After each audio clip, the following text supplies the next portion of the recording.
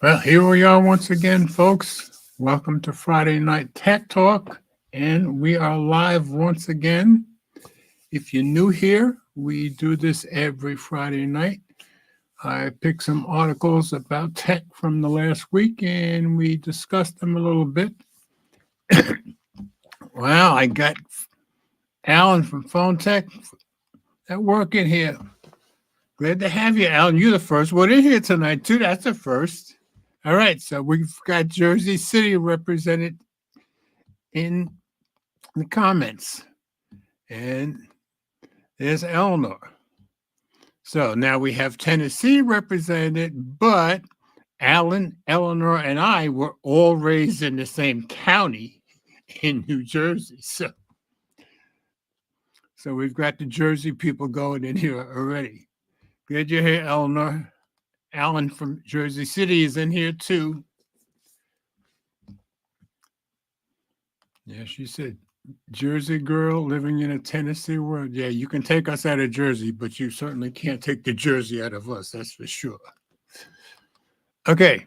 Anyway, again, if you're new here, oh, Alan said, Jersey City, stand up. Okay. Yeah. And we're all from Hudson County, New Jersey, by the way. Eleanor's from North Bergen. I'm from West New York, and Alan's from Jersey City. All three right across from Manhattan. All right. So, again, if you're new here, say something in the comments. Let us know where you're from. And if you're new, I need to show you where you could follow the show notes. That'll be on my web page. So let me bring that up. Share screen here. So if you want to follow along in the notes of the articles that I'm talking about, go to my webpage, mobilegeezer.wordpress.com. Click on today's date. You'll get just the show notes for tonight's stream. And as I do every week, I'll give you a little preview of what we're going to talk about. Oh, first I should show you what phones I'm using tonight. Let me stop screen just for a sec because I often forget. So today, most of you know I work on Fridays, but I base my phones on whichever watch I'm wearing. Today I'm wearing my Apple Watch SE. So my main phone, of course, was my iPhone 15 Pro Max. And my secondary phone was my OnePlus 12. This is a great phone. I love this phone. This may be my, well, the OnePlus Open is still my favorite. This is probably my second favorite. Anyway, those are the phones that I had with me at work today.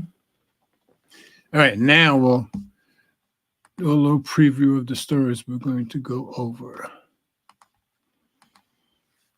So I didn't see any major events this week. So I just picked some stories I think might be interesting to you guys because you guys generally are tech nerds like I am.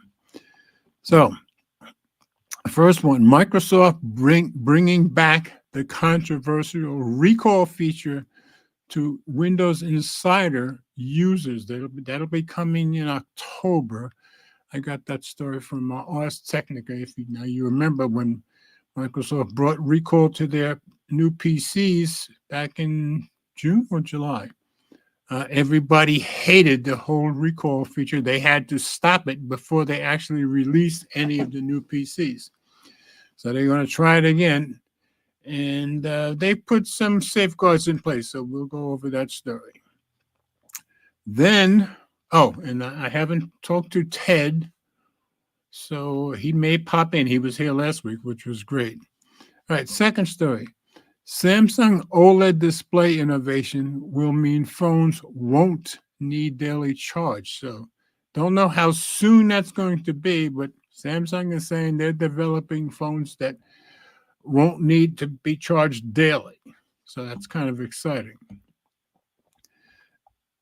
And then there was a story about the Pixel 9 Pixel Studio, but I wanted to do the Grok from XAI, which is Grok. X is AI. And So I found that story. Grok XAI is unfettered and can produce some very offensive images. So I wanted to show you that first because they actually show you some of the offensive images that they create. And then we'll go into what he's talking about with the Pixel phones because he's saying, I said, similarly, the Pixel 9's Pixel Studio image generator can be just as unfettered and offensive. That's on Tom's guide. The first one with Grok was on The Verge. So we'll just talk about that. Anthony is saying, where's Will? Will shows up once in a while, maybe every few months, because Will works 5 days a week, comes home on Friday, sleeps, and then turns around and goes to his other job on weekends where he works 48 hours straight. He's been doing this for a couple of years now. So he's usually pretty tired. So I've got to forgive him when he doesn't make it. But he makes it about, I'd say, once every 2 months. So you never know, but you never know when he's going to pop in. Okay, so those two stories. Then I said, Google Zoom Enhance finally shows up. It only took a year from announcement to implementation. I've got that on Android Central. They promised this back at Google I/O in 2023, and it finally showed up with the Pixel 9s being announced, and finally showed up on the on one of the 8 phones. So we'll go over that. And this I thought was interesting. Anthropic, who is a competitor of OpenAI, even though their head of their company was on the board of OpenAI. I don't know if he still is, but after that, all that stuff they had with firing the CEO last November and him coming right back, I think the owner of Anthropic might still be on the board. But anyway, their company, Anthropic, being sued for training AI models on pirated books. That's on The Verge. Of course, we've seen a lot of stories about people suing OpenAI and some other companies for just taking stuff without permission for their large language models and building them that way. But Anthropic did not ask some of these authors. So a bunch of authors have gotten together and they're suing Anthropic for using stuff from their books. So I just thought that was an interesting story. And I'm following it up with the last story because for once, OpenAI actually did it the right way and they've made a deal with Condé Nast to actually use their stuff. So OpenAI and Condé Nast seal a content deal. That's on Wired. So those are the stories we've got for tonight.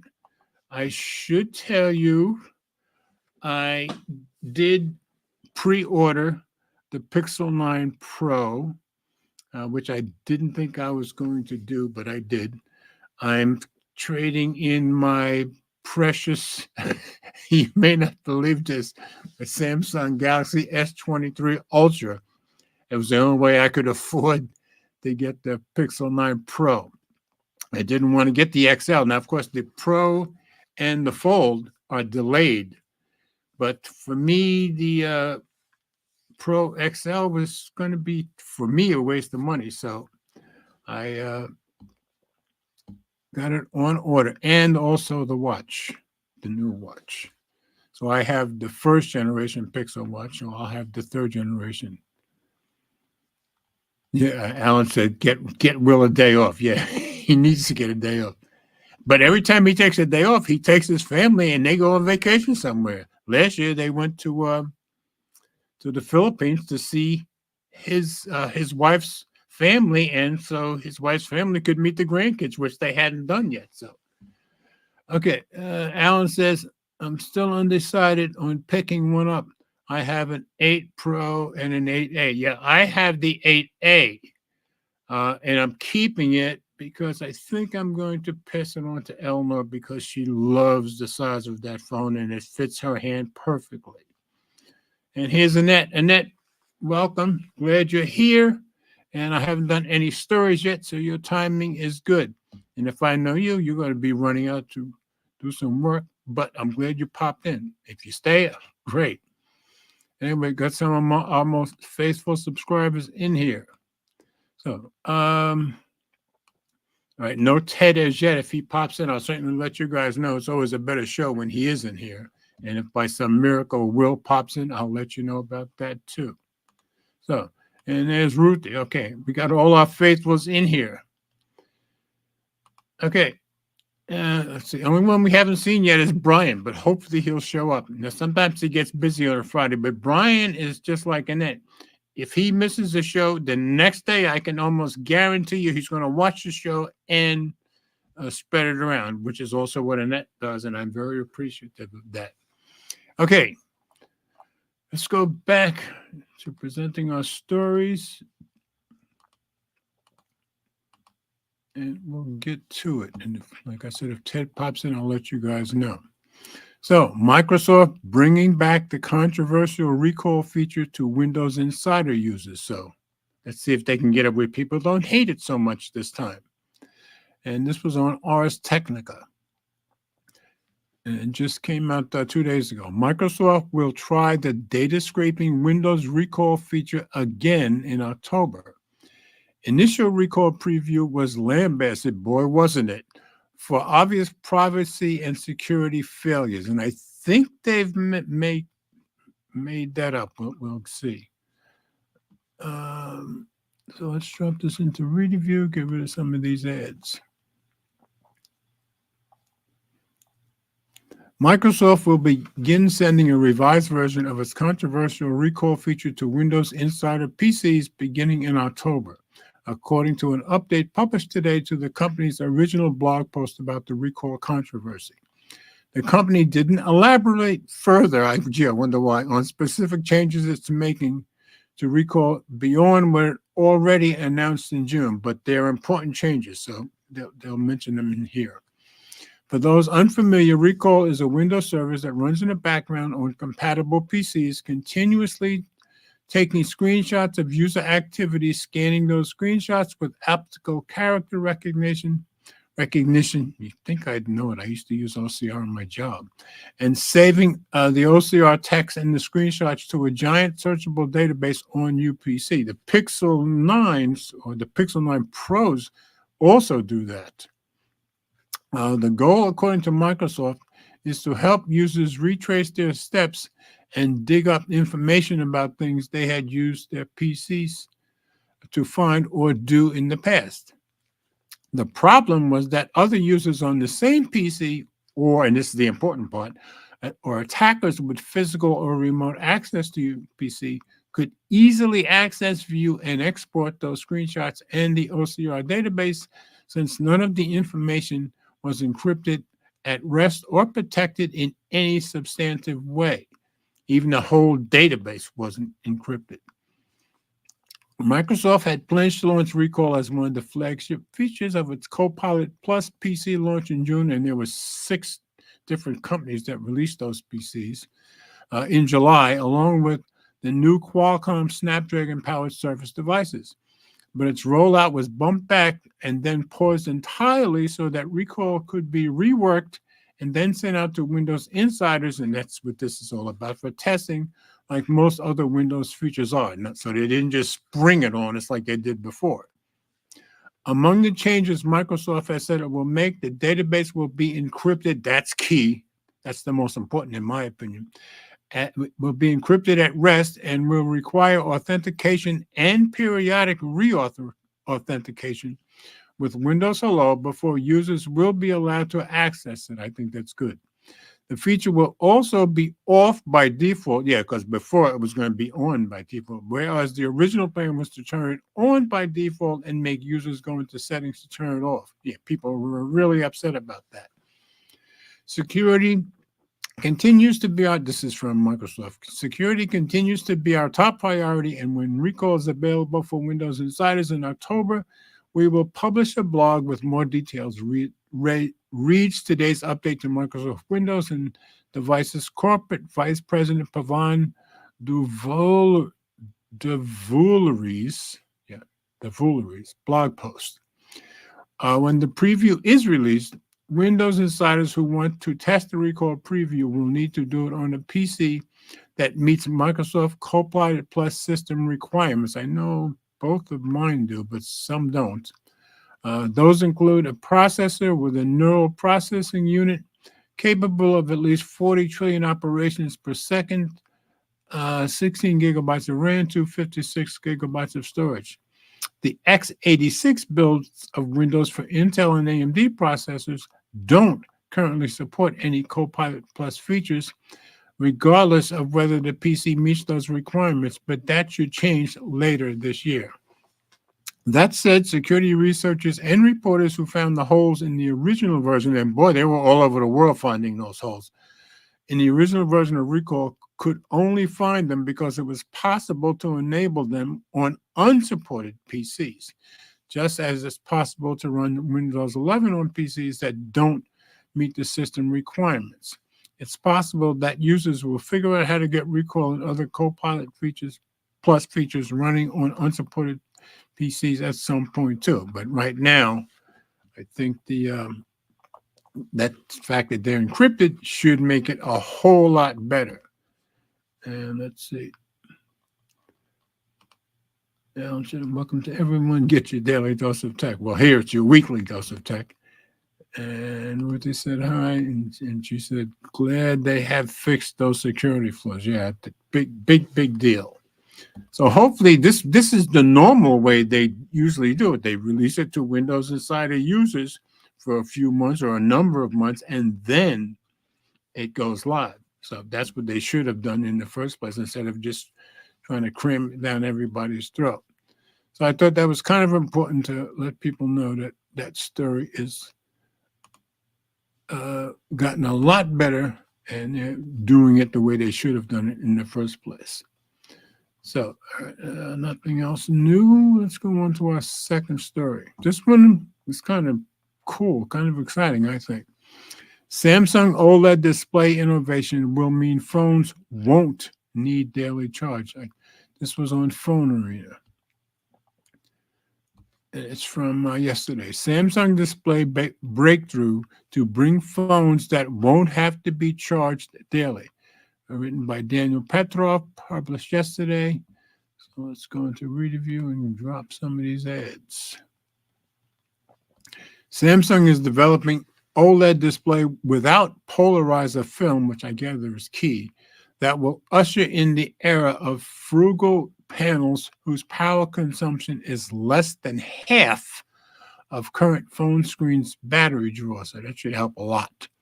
This is what the Samsung Display VP disclosed, doing an everlasting evolution of display. I love that name. With AI. Everlasting evolution of display with AI. Keynote address at the ongoing IMID 2024 Expo. This is an extremely exciting development as phone screens and processors consume the bulk of a phone's battery capacity when operational. So you make the screens a lot better, you make the battery life a lot better. A display with 50% smaller power draw will thus result in a significant boost in battery life. So this should make a lot of people happy when they get it to us. The Samsung Display Department VP, who made the announcement, claims that its new frugal panels will lead to flagship phones that don't have to be charged daily and will have a battery life of more than 24 hours, even with extensive usage. That's great. Low power consumption that does not require charging for at least a day, vivid image quality that cannot be distinguished from reality. That should be pretty exciting if that's true. I'll believe it when I see it. And large screen yet portable design are essential conditions for AI-era displays. Chung Yi, Executive Vice President and Head of Corporate Business Mobile IT Display at Samsung, August 21st, 24. Needless to say, the whole keynote was set in the context of powering the next generation of devices that will be tasked with artificial intelligence duties. The imagery created with generative AI will require very high-definition displays that can naturally express details and subtle color gray differences that cameras in the real world cannot capture. So they're making this sound pretty special, says Samsung. They will also have to be thin, light, and flexible for numerous form factors. Additionally, various functional features such as low power consumption will be required to make AI service even more effective, added Samsung's vice president of mobile and IT displays. This sound now, this said he's a little suspicious. This sounds suspiciously like an intention to take the 50% power consumption drop of the upcoming frugal OLED panels from Samsung and reallocate it to demanding AI calculation. But I guess the difference is they won't use up battery life, rather than aim for a direct battery life increase. Hopefully, Samsung will find a good balance between the two. But even if the new screen technology results in phones that don't have to be charged for a weekend, we'll still take it. And I'm sure we all will. So just an interesting story. I'm guessing you probably haven't heard that anywhere else. The thing is, they haven't told us when we might see these on phones. So it's probably going to be a while, but still kind of exciting. So, all right, nothing else new. Let's go on to story number 3. It's probably going to be a quick evening unless Ted drops in here. So, like I said, I was originally going to just post a story about the Pixel Studio and their offensive content that can be generated. But I said, no, let me go back and get the better story, what I think is the better story, about Grok on XAI. Grok by XAI is unfettered and can produce some very offensive images. That's on The Verge, and you'll see some of those images here. And this was from the 14th, but I thought this story was worth having before the other, as I said. X's new AI image generator will make anything from Taylor Swift, you can't get away from Taylor Swift, in lingerie to Kamala Harris with a gun. I mean, that's pretty bad. Now look at this picture. You got Mickey with a beer and a cigarette. So people are not real thrilled about this. Okay. XAI's latest Grok feature is exactly as chaotic as you might expect, which you can tell, I'm sure, by Addie Robertson. And like I said, it's from the 14th. So into reader view we go. Oh, no, let's stay out of reader view because this one will show us the pictures that it generates. So XAI's Grok chatbot now lets you create images from text prompts and publish them to X. And so far, the rollout seems as chaotic as everything else on Elon Musk's social network. Pardon me. Subscribers to X Premium, so you got to be a premium subscriber to do this, which grants access to Grok, have been posting everything from Barack Obama doing cocaine, that's bad, to Donald Trump with a pregnant woman, also bad, who vaguely resembles Kamala Harris, to Trump and Harris pointing guns. With U.S. elections approaching and X already under scrutiny from regulators in Europe, it's a recipe for a new fight over the risks of generative AI. Yeah, I hope they get this settled before the election.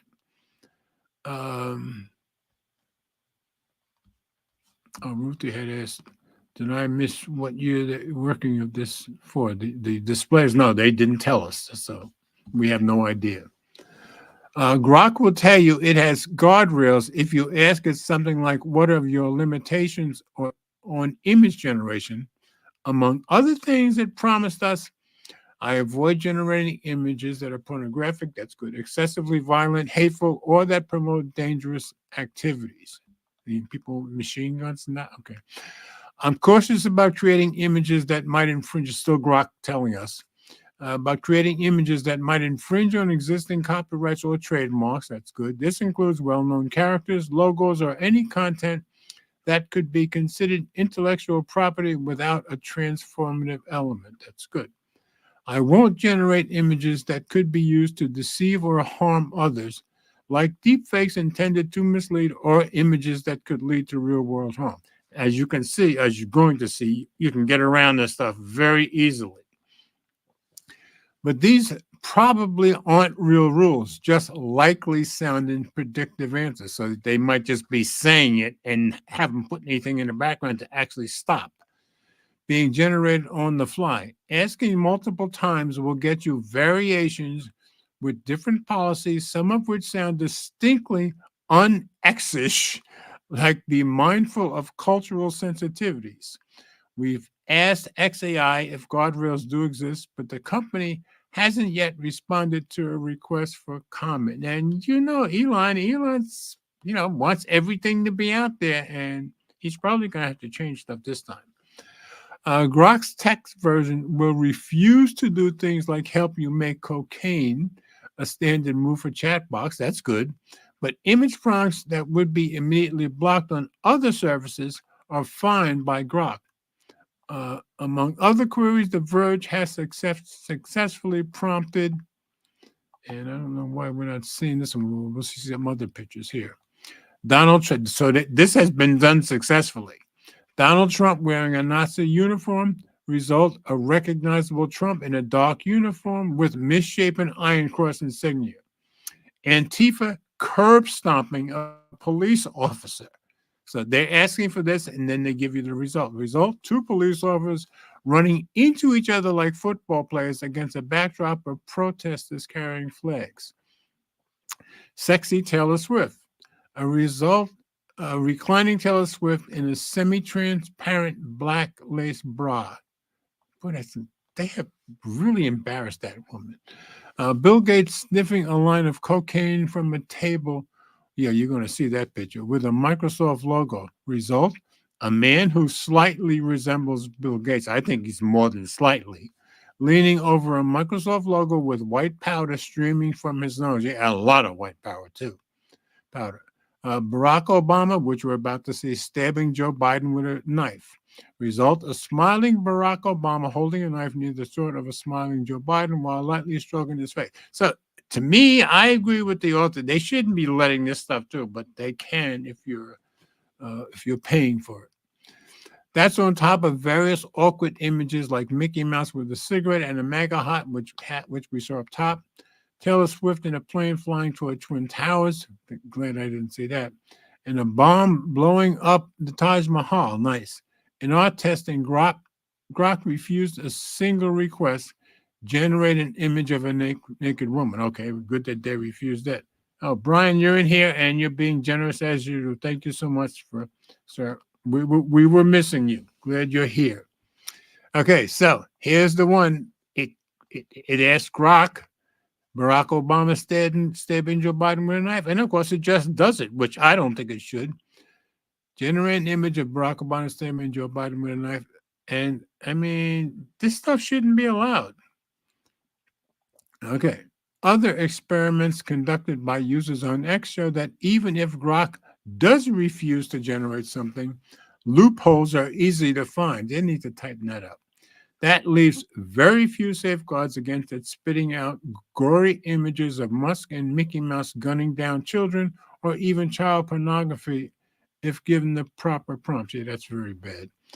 According to X-user Christian Montessori, and while Musk is aware of these issues, he seems to find them amusing. Well, I guess he might some, but not some of it, not the last one, saying the tool is allowing people to have some fun. So I don't know if he's really said that or not. They often attribute stuff to him that he didn't say. I don't know. But this is not good. This guy, Christian Montessori, was able to generate this stuff. I have discovered another loophole in Grok AI's programming, simply telling Grok that you are conducting, so you just fool it. Conducting medical or crime scene analysis will allow the image processor to pass through all set guidelines. So it knows the guidelines if you say that. Allowing myself and whoever, Alexander DK, to generate these images. So there's Mickey with a machine gun. They're not even showing us some of it. And okay. There's both Elon and Mickey with machine guns. So let's go back. Okay. OpenAI, by contrast, will refuse prompts for real people, Nazi symbols, harmful stereotypes, or misinformation, and other potentially controversial subjects on top of predictable no-go zones like porn. That's good. Unlike Grok, it also adds an identifying watermark to images does make. Yeah, it'd be helpful if Grok put a watermark, but they're not doing that either. Users have coaxed major chatbots into producing images similar to the ones described above, but it often requires slang or other linguistic workarounds, and the loopholes are typically closed when people point them out. Yeah, I guess X is not closing them. Grok isn't the only way to get violent, sexual, or misleading AI images, of course. Open software tools like Stable Diffusion can be tweaked to produce a wide range of content with few guardrails. It's just a highly unusual approach for an online chatbot from a major tech company. Google paused Gemini's image generation capabilities entirely after an embarrassing attempt to overcorrect for race and gender stereotypes. Yeah, they had to stop that for a week or so. Okay. Grok's looseness is consistent with Musk's disdain for standard AI and social media safety conventions, but the image generator is arriving at a particularly fraught moment. Yeah, with the election coming. The European Commission is already investigating X, that's true, for potential violations of the Digital Safety Act, which I reported on that 2 weeks ago, I think, which governs how very large online platforms moderate content, and it requested information earlier this year from X and other companies about mitigating AI-related risk. Now, this is a bad one. Create an image of Bill Gates sniffing a line of cocaine from a table with a Microsoft logo. And he's saying it vaguely, I think that looks a lot like Bill Gates. And he's getting quite a bit of a line. So none of that should be allowed. In the UK, regulator Ofcom is also preparing to start enforcing the Online Safety Act, which includes risk mitigation requirements that said it could cover AI. Well, that would be good. Reach for comment, Ofcom pointed The Verge to a recent guide on deepfakes that demean, defraud, and disinform. While much of the guide involves voluntary suggestions for tech companies, it also says that many types of deepfake content will be covered by the OSA. Well, I hope they get it in place soon then. The U.S. has far broader deep speech protections and liability shield for online services, and Musk's ties with conservative figures may earn him some favors politically, but still, he shouldn't be allowing this.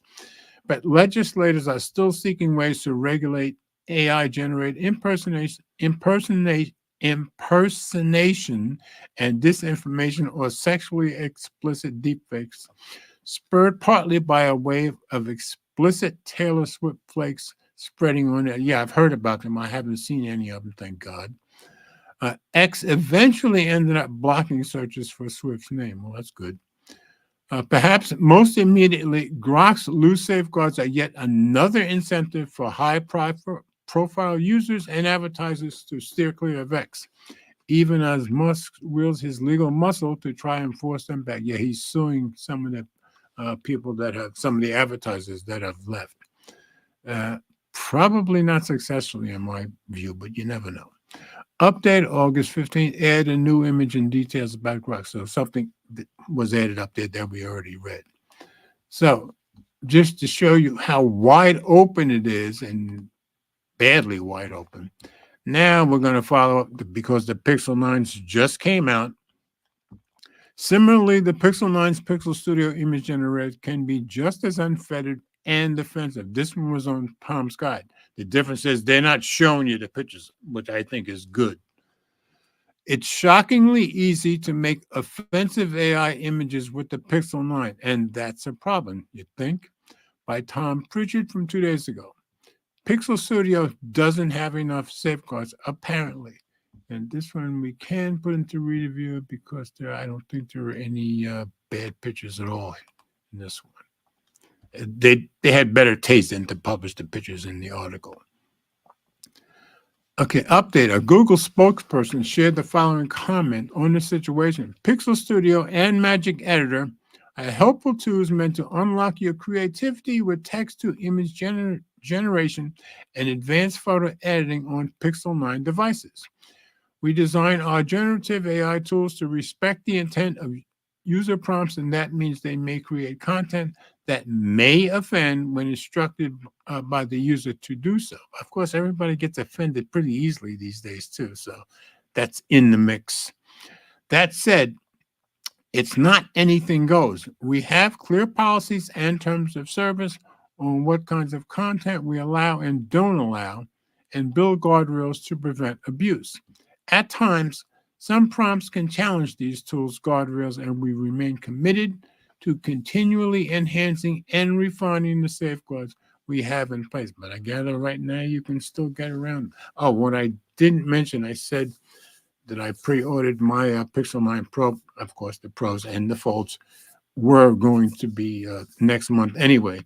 Right now, it's saying my Pixel 9 Pro will get here September 18th. Now, usually when they give you that kind of date, it usually comes before that. So I'm assuming it will. And it's showing my Pixel Watch 3 will show up on the 10th, which I ordered the day before. So just wanted to let you guys know about that. Okay. So that's Google's statement. Now we go in. Every time a brand new AI image generator hits the scene, people inevitably find a way to get around the safeguards and abuse the system. But it doesn't help when those safeguards aren't quite as strict as they should be, like the Grok image generator, which we've discussed, that's come under fire for making disturbing images without serious pushback. Unfortunately, it seems as though the Pixel 9 Studio image generator is suffering from a similar problem. So I'm glad that they didn't post pictures in this one. Pixel Studio is a built-in AI image generator available on the new flagship Pixels.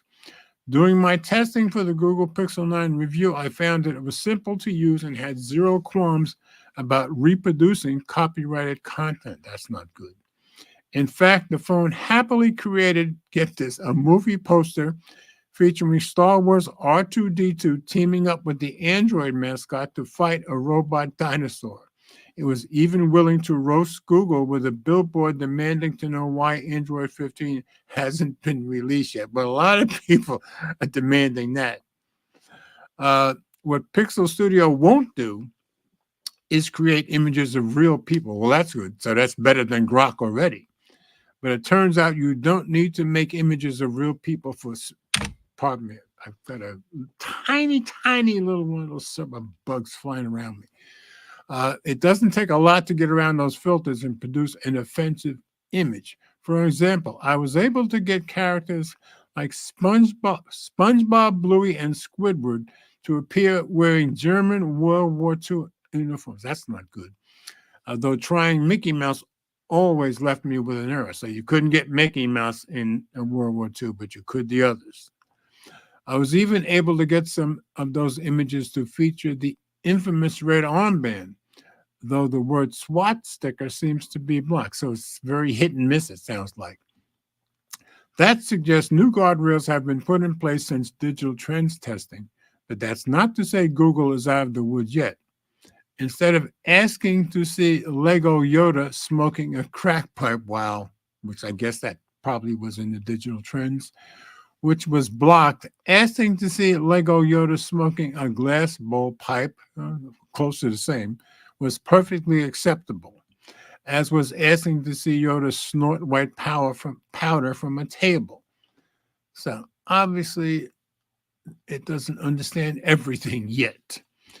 Despite seemingly having a list of blocked terms, it was rather easy to figure out ways to get around them, and without having to be too inventive either. Instead of asking to see Lego Yoda smoking a crack pipe, which was blocked, asking to see smoking a glass bowl pipe was perfectly acceptable, as was asking to snort white powder. With the Google Pixel 9 and Google Pixel 9 Pro XL releasing today, this was 2 days ago, Google is going to need to get a handle on what Pixel Studio should and should not be able to do, and fast. Otherwise, we're going to see a lot of Google-made AI images showing some pretty awful stuff hitting the net. Hopefully not as bad as Grok.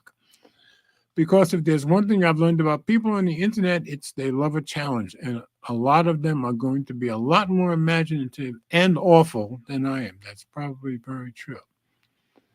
So my purpose in showing you the Grok article was to show you how bad some of them can be. And at least it sounds like the Pixel launch won't produce them quite that bad.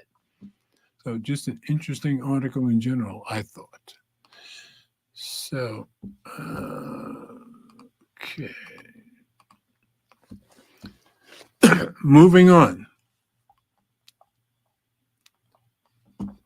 Google Zoom Enhance finally shows up.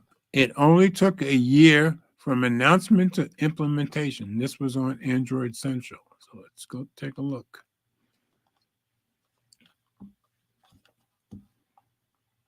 A year later, Pixel 8 Pro users can officially use Zoom Enhance with lessons learned. And this was 2 days ago by Brady Snyder. A classic case of why you shouldn't buy devices with the promise of future updates. Yeah, Tech Odyssey was very upset for months that the Zoom Enhance wasn't official. When he saw the Pixel 9 presentation, he said finally, and he was still talking about it in a video today. He was pretty upset about it, and he's right. A year plus from the time they announced it, that's very unacceptable. All right, we're going into reader view. And a lot of people are saying the entire Zoom Enhance is very underwhelming. So Google announced that Zoom Enhance, a feature that was originally revealed before the Pixel 8 Pro officially launched, would finally make its way to that smartphone last week. As of August 19th, Pixel 8 Pro users started seeing Zoom Enhance appear in the Google Photos app. The feature, which was first shown off at Google I/O 2023 more than a year ago, should serve as a great example of why you shouldn't buy products based on the promise of future updates. That's very true. Zoom Enhance was spotted in version 6.95 of Google Photos, as 9to5 Google first reported on the Pixel 8 Pro. It's designed for use with photos that have already been captured. In the Tools section of the Google Photos app, Zoom Enhance is an option on Pixel 8 Pro phones that have access to it. If you aren't seeing it yet, make sure your Google Photos app is up to date or force stop and restart it. So it's only, I gather, only going to show up on the Pixel 8 Pro and on the 2 Pixel 9s that have already been released. When the others come out, it'll be there too. Google says this tool will intelligently... I don't think will should be in this. I think it should say Google says this tool intelligently fills the gaps between pixels and predicts fine details. With that being said, don't expect perfection. Yeah, a lot of people are disappointed about it. The company adds that Zoom Enhance is in its early stages and may generate unexpected or inaccurate results. And that's bad. First, they announced it more than a year ago. It comes out finally more than a year later. And now they're telling us it's in its early stages. That's pretty bad, I think. For some, that might be a tough pill to swallow. It is for me. Pixel 8 Pro users have been waiting nearly a year to access Zoom Enhance on their smartphones. And now that it's here, it might not work as expected. And if I remember correctly, Tech Odyssey said it's kind of not all that. My words, not his. Let's see. What they said, sensitive. Yeah, from the last story. The AI images is not good. And Brian said, these image generations are usually used for memes for laughter, but some are really offensive. And that's very, very true, which we saw. Okay. The goal of Zoom Enhance is simple. While you can zoom into a photo after it has been taken, the quality of the image will degrade the more you zoom in, which is normal. Photos could become pixelated, noisy, and lack clarity. Zoom Enhance tries, and that's the key, to use generative AI to clear up the noise and increase clarity in images that you're zooming into. Now, I've seen examples where people show it and it's done well, and then I've seen others where it didn't come out so good. So it seems to be very up and down, as they said it would. It's not unlike other forms of AI upscaling, which we've seen in professional photo editors, video editors, and even PC gaming applications in the past. However, keeping expectations manageable is crucial. Zoom Enhance won't be able to improve the quality of every image, and like other forms of generative AI, it may struggle specifically with finer details such as text.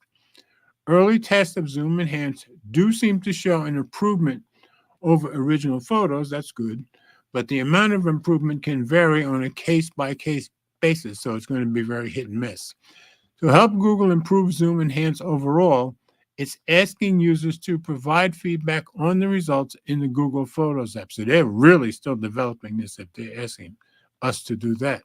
And when I get my Pixel 9 Pro, I will definitely make a video just using Zoom Enhance to let you guys see how it comes out. So he says, buy phones for what they are now, not what they could be later. Absolutely right. The problem with Zoom Enhance isn't that the feature is bad. It's that Google took way too long to ship it. Yeah. We know by now that that Pixel phones aren't going to lead the spec sheets or the benchmarks. Instead, the Google Pixel brand is all about creating a holistic experience, and software is a big part of that. You might choose a Pixel over another smartphone due to specific software features. For example, I love the Google Recorder app that's exclusive to Pixel devices. I've never used the Google Recorder app. I should try that out. This situation becomes tricky when Google showcases new features that are said to be coming to Pixel phones at a later date. Yeah, that's the problem. The Zoom Enhance tool was debuted before the Pixel 8 Pro was available for purchase, and it's possible some users picked up a Pixel phone for that feature, and that's the sad part. If they did, they were probably disappointed to learn that their smartphone wouldn't get access to Zoom Enhance until after the even newer Pixel 9 series was officially unveiled, so more than a year. Google isn't the only company that shows off upcoming features before they're ready. All companies do it, and I suspect that Apple will tout plenty of Apple Intelligence features with the iPhone 16 with the iPhone 16 series launched, despite the fact that those phones won't ship with them. As consumers, we need to be wary of how much stock we put into companies' promises. Very true. Android specifically has made the promise of future updates a key selling point for its platform. Google and Samsung have both marketed their flagships as offering 7 years of full OS and security upgrades. While that's great to see on paper, we still don't know what those future full OS upgrades, in quotes, will look like. Since Google has already struggled to bring Gemini Nano to the Pixel 8 and Pixel 8a, which I need to check that on my Pixel 8a, I'm not very optimistic about those later upgrades. We're seeing all kinds of companies promise future upgrades and market those improvements as a reason to buy a product today. Yeah, not a good idea. Google taking a year to bring Zoom Enhance to the Pixel 8 Pro is the perfect example of why you shouldn't do that. Absolutely. Buy a product for what it is now and be pleasantly surprised if it gets better over time. Very, very good advice. It's just an artificial detail. Still talking about the memes, I think. And then he said they can't even master Magic Eraser yet. Now, Brian knows he's had the Pixel phones from the word go. So if he says it, you can take it to the bank. So I've used Magic Eraser, but probably nowhere near as much as he has. So anyway, I think that article is very, very good advice, and I thought it was good to bring that up because a year, more than a year, is a long time to promise something. Okay. Moving on, Anthropic, which some of you may know, Anthropic is kind of a competitor to OpenAI and ChatGPT. But like I said, he's on the board of OpenAI, or he was. So I don't know that relationship, but it's probably, California stuff. Anthropic being sued for training AI models on pirated books. This is from The Verge. Let's go take a look. Authors sue Anthropic for training AI using pirated books. The authors accuse Anthropic of copyright infringement for training its AI models on the Books 3 specific data set, which contains pirated AI books. So they trained it on this data set, and they knew there were pirated books in it, and that's why they're being sued. And I hope the authors suing win. It's by Emma Roth. She writes a lot of their articles, and this was 3 days ago. Let's go into review. A group of authors has sued Anthropic, accusing it of training its models on pirated books, as reported by Reuters. The proposed class action lawsuit was filed in a California court on Monday and alleges Anthropic built a multi-billion dollar business by stealing hundreds of thousands of copyrighted books. And I think pretty much all AI companies have done some of this. But as you see in the next story, at least OpenAI is starting to do it right. In the lawsuit, the author said that Anthropic used a sprawling open source data set known as the Pile to train its family of Claude AI chatbots. Within this data set is something called Books 3, a massive library of pirated ebooks that includes works from Stephen King, Michael Pollan, and thousands of other authors. So these are big-time authors. Earlier this month, Anthropic confirmed to Vox that it used the Pile to train Claude. So they knew they were using pirated stuff, obviously. It's apparent that Anthropic downloaded and reproduced copies of the Pile and Books 3, knowing that these data sets, that they didn't know, were compromised of a trove of copyrighted content sourced from pirate websites in Bibliothèque. The lawsuit reads, the authors want the court to certify their class action lawsuit, I hope they do, as well as require Anthropic to pay proposed damages, and I hope they get their money, and prevent the company from using copyrighted material in the future. Anthropic didn't immediately respond to The Verge's request for comment.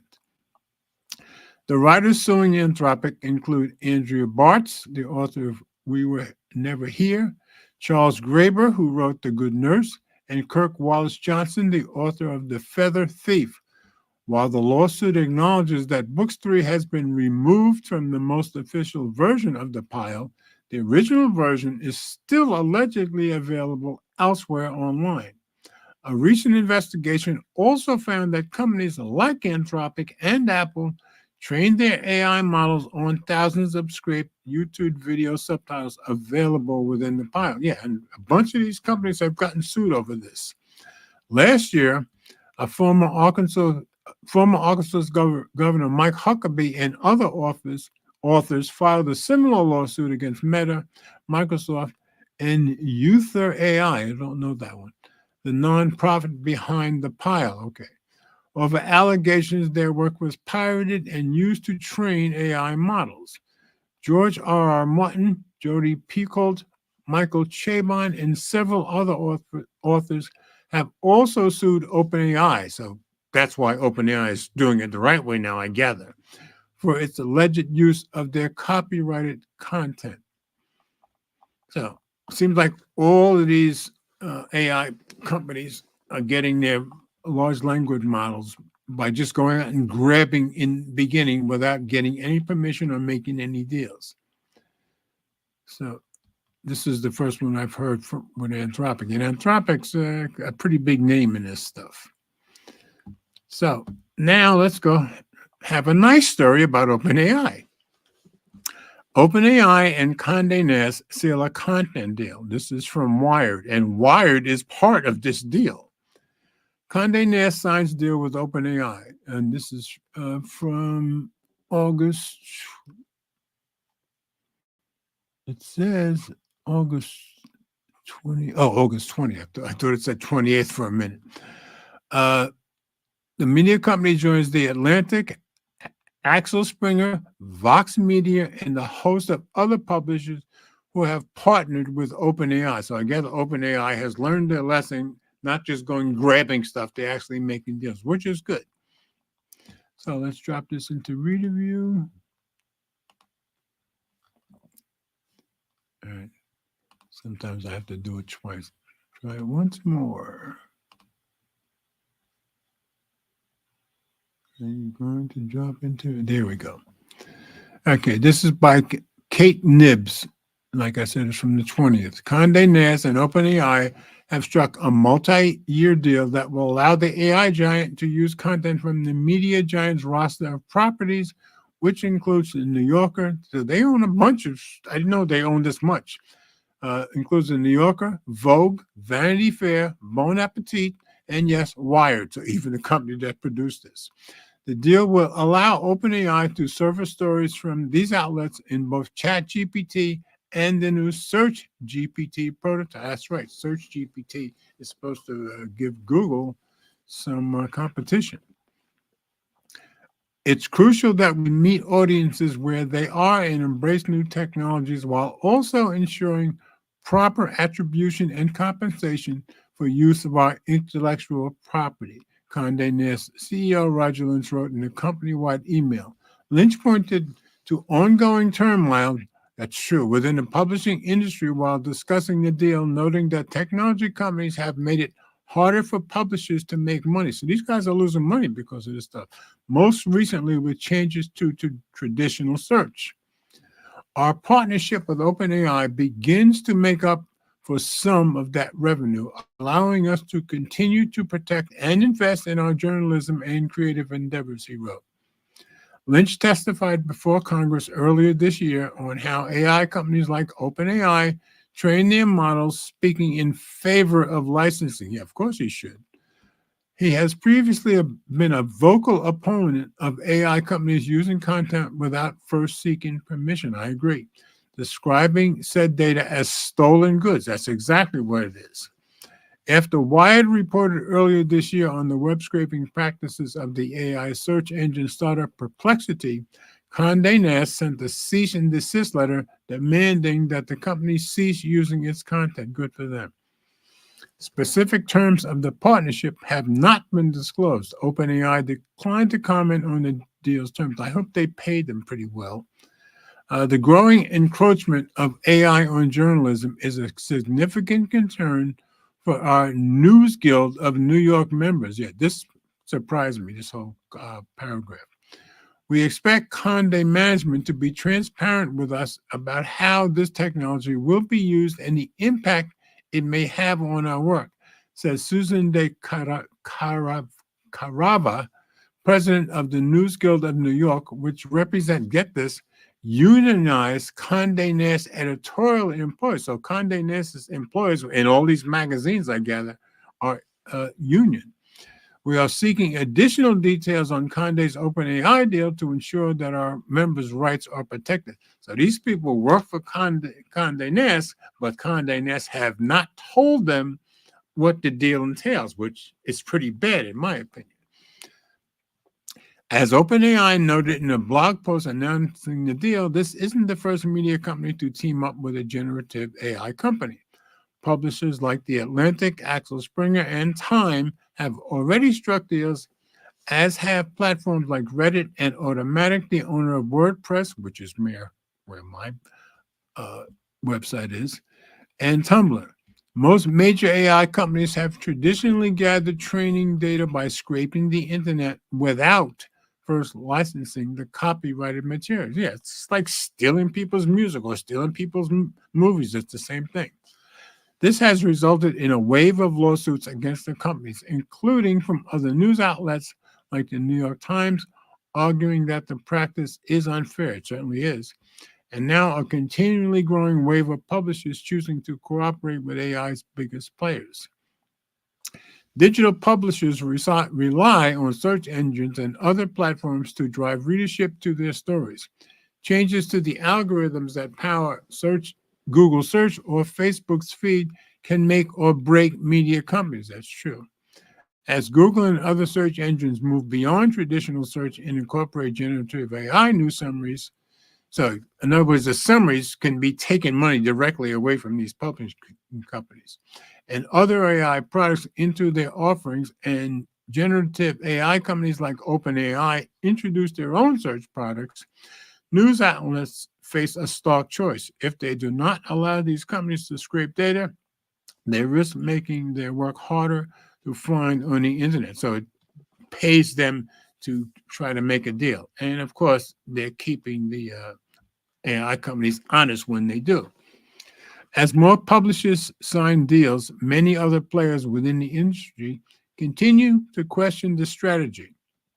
In an essay in The Atlantic, for example, the Information's CEO Jessica Lessin compared the deals to settling without litigation and argued that publishers are trading in their own hard-earned credibility for a little cash, well, it's better than nothing, I would think, from the companies that are simultaneously undervaluing them. I guess that's the problem, and building products quite clearly intended to replace them. So she's saying that by making these deals with the AI companies, they're kind of cutting their own throats.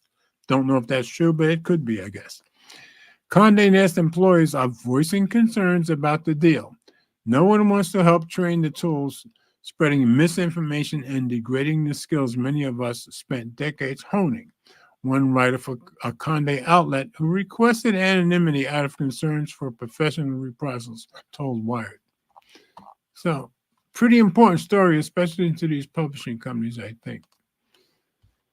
So that's going to be it for me tonight, folks. Like I said, a quick night. Well, we made an hour. And of course, I always try to leave some room here if you guys want to have more discussion. That's why it says open discussion. Of course, you can all go to my webpage for the tonight's notes, and you can follow the stories. Hey, Eric is in here. Hey, Eric, you caught us right at the end. How you doing, Easy? So anyway, glad you popped in. So that's it for tonight, folks. I'm glad for everybody who came in. Thanks to Brian, as always, for being so generous. And thanks to Brian and Annie and everybody who spreads my weekly stories around. So as always, comments are welcome, like I say at the end of every one of my videos. And let's always remember we all do better when we love each other. Have a great and wonderful weekend, folks. And I will see you guys next week.